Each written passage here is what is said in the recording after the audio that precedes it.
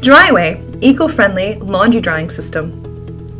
Laundry room design has been an afterthought for far too long, leading to temporary solutions like accordion racks and hanging your clothes all over. But why use a temporary product for a task you do all the time? Your clothes deserve better, and so do you. Wouldn't it be nice to have a more functional and beautiful space? Dryaway solves these problems by drying your clothes out of sight and out of the way. Genius! But how does it work? People hang dry their clothes to protect them from heat and damage, which is why Dryaway uses simple evaporation to dry your clothes. No fans or electricity needed. Dryaway's patented design allows frames to pull out, cantilever, and swing from the ceiling attachment.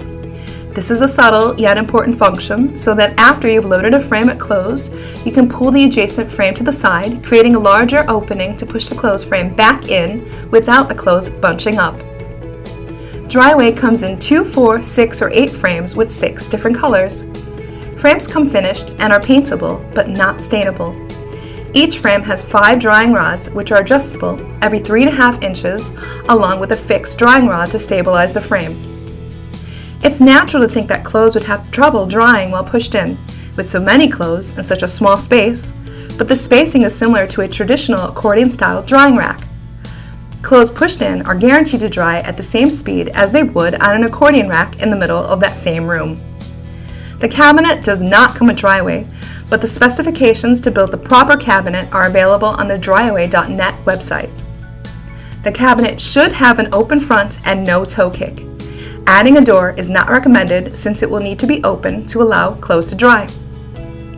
Using end panels on the top with no toe kick is more functional and less expensive. A toe kick pushes the clothes up higher and makes it more difficult for shorter people to reach the top article.